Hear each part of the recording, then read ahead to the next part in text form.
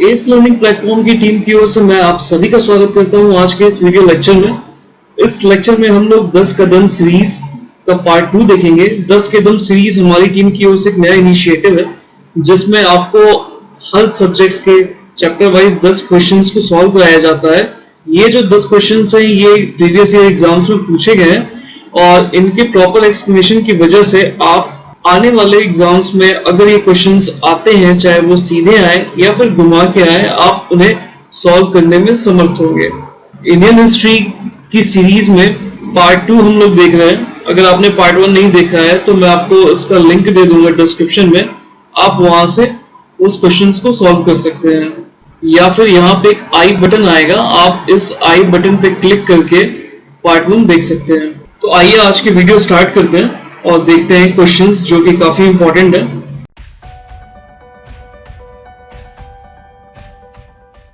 पहला क्वेश्चन है कि किसके शासन काल में हिजड़ों तथा महिलाओं के एक वर्ग का प्रभुत्व था। तो इसका जो राइट आंसर है वो होगा मोहम्मद शाह। मोहम्मद शाह, जैसे मैंने आपको पिछले वीडियो में बताया था कि इसे रंगीला कहा जाता था क्योंकि एक तो इसका विलासी आचरण था, दूसरा ये ज्यादातर समय हरम में महिलाओं के साथ बिताता था, ये शासन के प्रति उदासीन रहता था और जो पशु युद्ध होते हैं, जानवरों के लड़ाई रहती है, उसमें इसको ज्यादा इंटरेस्ट आता था। अगला क्वेश्चन है मुगल सम्राट जहांदार शाह के शासन का समय से पूर्व अंत कैसे हुआ। पहला ऑप्शन है उनके वजीर ने उन्हें गद्दी से उतार दिया। दूसरा ऑप्शन है कि सीढ़ी से उतरते समय फिसलने के कारण उनकी मृत्यु हुई। ये हुई थी हुमायूं की। हुमायूं अपनी लाइब्रेरी से नीचे गिर गए थे सीढ़ियों से, इस वजह से उनकी मृत्यु हुई थी। तीसरा ऑप्शन है एक युद्ध में वो अपने भतीजे से पराजित हुए। ये इसका राइट आंसर है क्योंकि जो जहांदार शाह थे इनका कार्यकाल केवल 1 साल का था। 1712 से 1713 1 साल में ही इनकी मृत्यु हो गई थी और इनके भतीजे फर्रुख सियर ने इनको युद्ध में पराजित कर दिया था और इस वजह से इनकी मृत्यु हो गई थी। और ये जो चौथा ऑप्शन है कि मदिरा के अत्यधिक सेवन के फलस्वरूप रोग के कारण, तो मदिरा का अत्यधिक सेवन जो था वो अकबर के बेटा जहांगीर करता था और जहांगीर के इसी आदत से परेशान होकर उसकी जो पहली बीवी थी मानबाई, उन्होंने आत्महत्या कर ली थी। तो इसका जो राइट आंसर है वो होगा अपने भतीजे से पराजित हुए। आइए अगला क्वेश्चन देखते हैं। अंतिम मुगल सम्राट बहादुर शाह था, इसके पिता का नाम क्या था। तो उसके पिता का जो नाम था वो था अकबर शाह द्वितीय। बहादुर शाह जो थे, बहादुर शाह द्वितीय, यानी जिसे हम बहादुर शाह जफर भी कहते थे, तो उनका जो शासन काल था वो था 1837 से 1862 और जो इनके पिताजी थे वो थे अकबर शाह द्वितीय और इनका जो शासन काल था वो था 1806 से 1837। अकबर शाह द्वितीय के शासन काल की 2 चीजें इंपॉर्टेंट है। पहला कि वो पहले ऐसे मुगल बादशाह थे जो कि अंग्रेजों के संरक्षण में बादशाह बने थे और दूसरा इनके शासनकाल में जो बादशाह थी वो लाल किले तक सिमटी हुई थी। मतलब उस वक्त तक अंग्रेजों पर इतना कंट्रोल हो गया था कि मुगल केवल नाम के बादशाह रह गए थे। आइए अगला क्वेश्चन देखते हैं। अगला क्वेश्चन शुरू करने से पहले आइए मुगल सम्राट का जो क्रम है कि जब 1707 में औरंगजेब की मृत्यु हुई और उसके बाद से मुगल साम्राज्य टूटने लगा, तो उसके बाद जो भी मुगल सम्राट बने, बहादुर शाह प्रथम से लेते हुए बहादुर शाह द्वितीय तक, जो कि लास्ट मुगल बादशाह थे, उनके क्रम को देख लेते हैं और उनके कार्यकाल में उन्हें किस किस उपनाम से जाना जाता था या उनके कार्यकाल में क्या महत्वपूर्ण घटनाएं घटित हुई, ये सब चीजों को जान लेते हैं जिससे कोई कंफ्यूजन नहीं रहेगा और ये सारी चीजें आपके पास इकट्ठे एक जगह रहेंगी, आप उसे जल्दी से रिवाइज कर लेंगे। तो 1707 में औरंगजेब की मृत्यु के बाद उसके 3 लड़कों मुअज्जम, मोहम्मद आजम और कामबख्श में उत्तराधिकार के लिए एक युद्ध हुआ था जिसे जावजाव के युद्ध के नाम से जानते हैं। मैंने आपको पिछले वीडियो में बताया था। उस युद्ध में मुअज्जम जो था वो सफल हुआ और वही बहादुर शाह प्रथम के उपनाम के साथ 1707 से 1712 तक मुगल सम्राट बना। बहादुर शाह प्रथम को शाह बेखबर के नाम से भी जानते हैं और इन्होंने गुरु गोविंद सिंह को खुश करने के लिए उन्हें खिलत तथा एक उच्च मनसब प्रदान किया था। और उसके बाद से एक जो गुरु गोविंद सिंह के बाद के जो नेता थे, सिख नेता जिसे बंदा बहादुर कहते हैं, उनके खिलाफ एक लड़ाई में बहादुर शाह प्रथम की मृत्यु हो गई थी 1712 में। तो इनकी मृत्यु के बाद जो बने थे वो थे जहांदार शाह। जहांदार शाह केवल 1 साल के लिए बने थे, 1712 से 1713 तक, और इन्हें लंपट मुल्क के नाम से जाना जाता है। और इन्होंने आमेर के राजा थे जय सिंह, सवाई जय सिंह, उनको मिर्जा की उपाधि दी थी। और इसके साथ ही मारवाड़ के एक राजा थे अजीत सिंह, उनको महाराजा की उपाधि से नवाजा था। और इसके बाद से ये 1713 में इनकी हत्या करा दी इनके भतीजे फर्रुख सियर ने। फर्रुख सियर ने इनकी हत्या करवाई थी सैयद बंधुओं की मदद से। सैयद बंधु जो थे वो हिंदुस्तानी गुट के अमीर थे, यानी ऐसे अमीर जिनका जन्म तो हिंदुस्तान में हुआ था।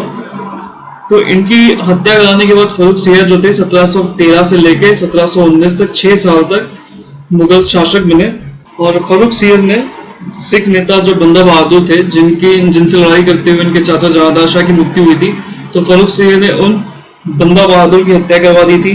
और फर्रुख सियर के समय जो सैयद बंधु थे, जिन्हें बाद में शासक निर्माता कहा गया, यानी किंग मेकर कहा गया, फर्रुख सियर ने उनके खिलाफ भी एक षड्यंत्र रचा था। और उस षड्यंत्र का फर्रुख सैयद बंधुओं को पहले से ही पता चल गया, तो सैयद बंधुओं ने 1719 में फर्रुख सियर की हत्या करवा दी थी। और एक और चीज है, फर्रुख सियर को गिरद कायर के नाम से भी जानते हैं।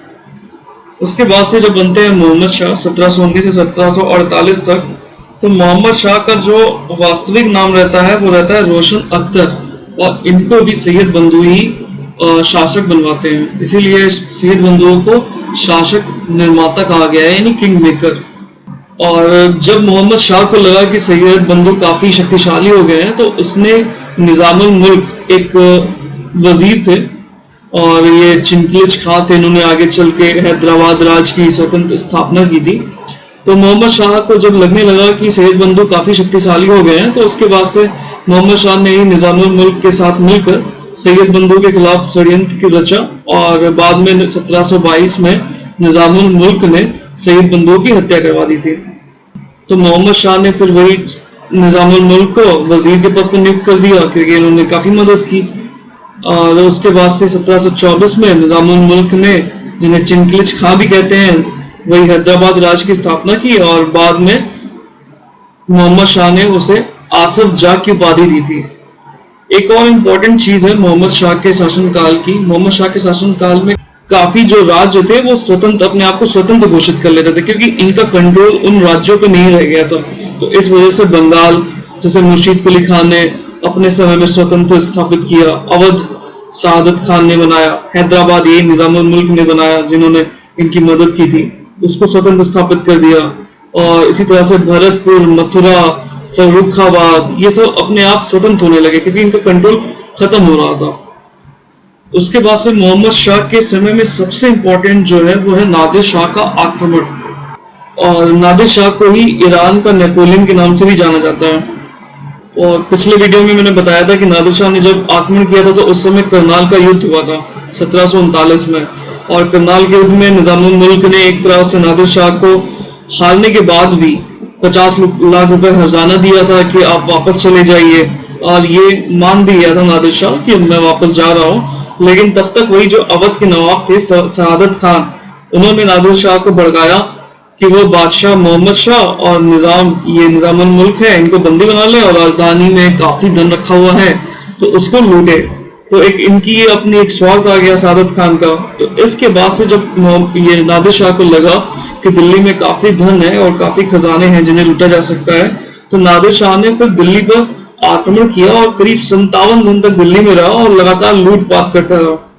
और उसके बाद से जब ये वापस गया है तो तख्ते ताउस, जिसे शाहजहां ने बनवाया था, और मुगल ताज में एक विश्व प्रसिद्ध हीरा जो सब लोग जानता है कि कोहिनूर हीरा था, वो वापस अपने साथ लेते गया था। तो मोहम्मद शाह के कार्यकाल की सबसे बड़ी घटना तो यही हो गई, नादिर शाह का आक्रमण 1739 में। और मोहम्मद शाह के बाद, मोहम्मद शाह को रंगीला कहते हैं कि ये भी चीज इंपॉर्टेंट है, अभी मैंने पिछले क्वेश्चंस में भी कराया है। और मोहम्मद शाह की मृत्यु के बाद उसका जो बेटा है अहमद शाह, वो मुगल सम्राट बना, और ये करीब 6 साल तक अहमद शाह रहा। अहमद शाह की जो कार्यकाल में सबसे इंपॉर्टेंट घटना है कि अहमद शाह अब्दाली ने, जो कि नादिर शाह का उत्तराधिकारी हुआ था, उसने दिल्ली पर करीब 5 बार आक्रमण किया। एक ये इंपॉर्टेंट घटना है। उसके बाद से उसमें कुछ खास नहीं है। 1754 में के हटने के बाद से फिर आलमगीर द्वितीय आते हैं, ये मुगल सम्राट बनते हैं और इनका जो वास्तविक नाम रहता है वो रहता है अजीजुद्दीन। ये 1754 से लेकर 1759 तक मुगल सम्राट रहते हैं। आलमगीर द्वितीय की सबसे इंपॉर्टेंट जो घटना है इनकी वो थी प्लासी का युद्ध। ये पिछले क्वेश्चन भी आपको एक कराया था मैंने पिछले पार्ट में कि प्लासी का युद्ध के समय जो मुगल बादशाह थे वो थे आलमगीर द्वितीय। आलमगीर द्वितीय के बाद से 1759 में शाह आलम द्वितीय बनते हैं और इनका जो वास्तविक नाम रहता है वो रहता है अली गौहर। अली गौहर के समय ही यानी शाह आलम द्वितीय के समय में ही बक्सर का युद्ध होता है जो कि होता है 1764 में। तो बक्सर का एक इंपॉर्टेंट युद्ध हुआ था और ये 1764 में हुआ था। बक्सर के युद्ध में अंग्रेजी सेना का जो नेतृत्व किया था वो किया था हेक्टर मुनरो ने और ये लड़ाई लड़ी थी हेक्टर मुनरो ने और दूसरी तरफ थे बादशाह शाह आलम द्वितीय और अवध के नवाब थे शुजाउद्दौला और बंगाल के अपदस्थ नवाब थे जिन्हें जो मीर कासिम थे और लेकिन उस वक्त जो नवाब थे वो थे मीर जाफर। मीर जाफर ने मीर कासिम को हटा दिया था और इसी से असंतुष्ट होकर इन्होंने अंग्रेजों के विरुद्ध एक युद्ध की योजना बनाई थी जिसमें उनका साथ शाह आलम द्वितीय और अवध के नवाब शुजाउद्दौला ने किया था। शाह आलम द्वितीय के समय में एक और इम्पोर्टेंट घटना है कि यही हारने के बाद इन्होंने अंग्रेजों के साथ इलाहाबाद की प्रथम संधि की थी। उसके बाद से शाह आलम द्वितीय के बाद इनकी एक और घटना हुई थी जो मैंने पिछले क्वेश्चन में बताया था कि इन्हीं के समय में दिल्ली पर अंग्रेजों का अधिकार हो गया था 1803 में। 1806 तक थे, 1803 में अंग्रेजों का अधिकार हो गया। उसके बाद से अकबर द्वितीय जो शाह आलम द्वितीय के पुत्र थे उन्होंने 1806 से लेकर 1837 तक दिल्ली का राजकाज संभाला था और अकबर द्वितीय जो थे एक ऐसे बादशाह थे मुगल बादशाह जो कि अंग्रेजों के संरक्षण में बादशाह बने थे और इनकी वैल्यू इतनी हो गई थी कि समझ लीजिए कि मुगल बादशाहत जो थी वो केवल लाल किले तक ही थी, उसके बाद से मुगल बादशाह को कोई वैल्यू नहीं थी। 1837 में इनकी मृत्यु के बाद से अकबर द्वितीय की मृत्यु के बाद से बहादुर शाह द्वितीय अंतिम मुगल सम्राट हुए थे और इन्हें ये जफर नाम से एक शायरी लिखा करते थे इसलिए बहादुर शाह जफर भी कहते हैं। ये 1837 से 1862 तक थे और 1862 में इन्हें अंग्रेजों ने रंगून निर्वासित कर दिया था जहां इनकी मृत्यु हो गई थी। आइए फिर इतना समझने के बाद आइए अब अगला क्वेश्चन देखते हैं। अगला क्वेश्चन है कि निम्नलिखित में से कौन अवध का प्रथम नवाब बना था। तो अभी मैंने आपको बताया था पूरी स्टोरी कि सादत खान जो थे ये मोहम्मद शाह ने इनको वजीर बनाया था अवध प्रांत का और उस समय काफी कमजोर हो चुके थे मोहम्मद शाह। तो उस समय सादत खान ने अवध को स्वतंत्र घोषित कर दिया था। अगला क्वेश्चन कहता है कि निम्नलिखित में से कौन हैदराबाद के स्वतंत्र राज्य का प्रथम संस्थापक था। तो इसका जो राइट आंसर है वो चिनकलिज खान। अभी मैंने आपको पूरा बताया था कि चिनकलिज खान को निजामुल मुल्क के नाम से भी जानते थे और इसने मोहम्मद शाह के समय में काफी उनकी मदद की थी और इस वजह से इन्होंने मुगल सूबेदारी इनको सौंपी थी और 1724 में इन्होंने अवध राज्य को स्वतंत्र घोषित किया था और एक लड़ाई लड़ी गई थी शकूर खेड़ा का युद्ध।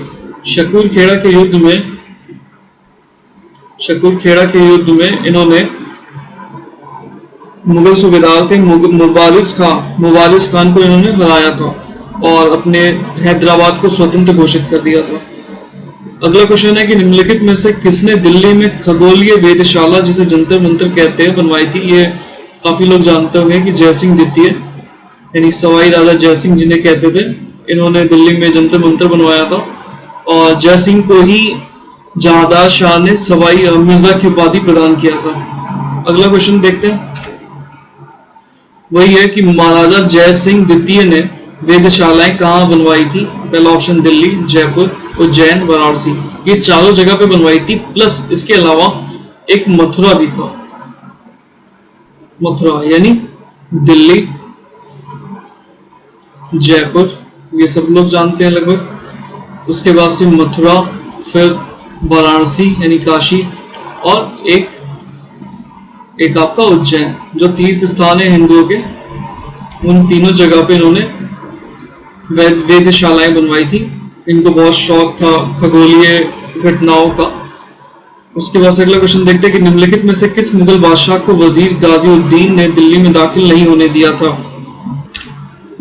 इसका जो राइट आंसर है वो है शाह आलम द्वितीय। शाह आलम द्वितीय का कार्यकाल जो था मैंने बताया आपको 1759 से लेके 1806 तक था, लेकिन उस दौरान काफी गुटबाजी हुआ करती थी दिल्ली दरबार में, और इस वजह से 1760 से लेके 1771 तक जो उनका वजीर था गाजी उद्दीन, उसने इनको दिल्ली में घुसने नहीं दिया था, और उस समय ये बिहार में रह रहे थे।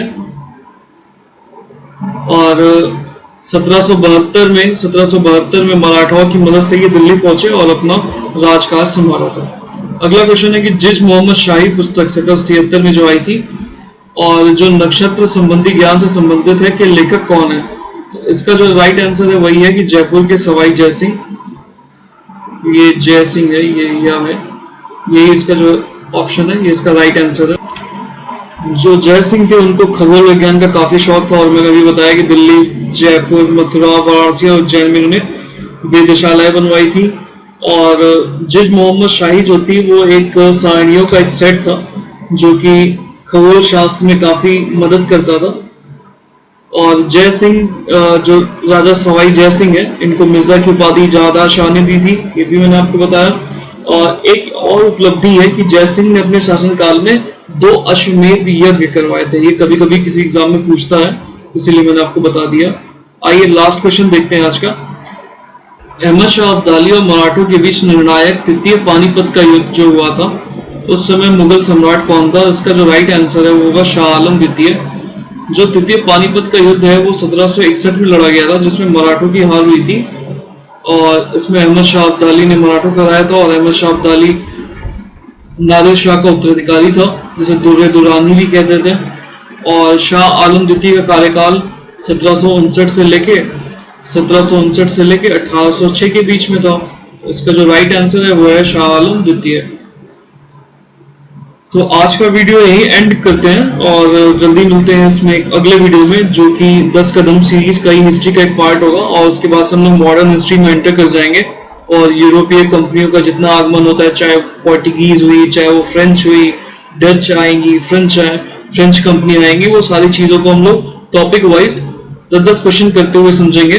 10 क्वेश्चन लेने का पर्पज ये है कि आपको एक साथ चीजें बहुत ही ज्यादा कंफ्यूजिंग ना लगे, आपको आसान लगे, और आप उसको आसानी से याद कर पाइए, और एक स्टोरी के फॉर्म में अच्छे तरीके से आपका जीएस सब्जेक्ट भी तैयार कर जाएगा।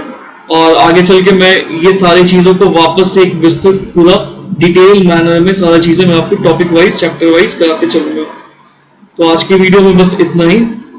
Thank you.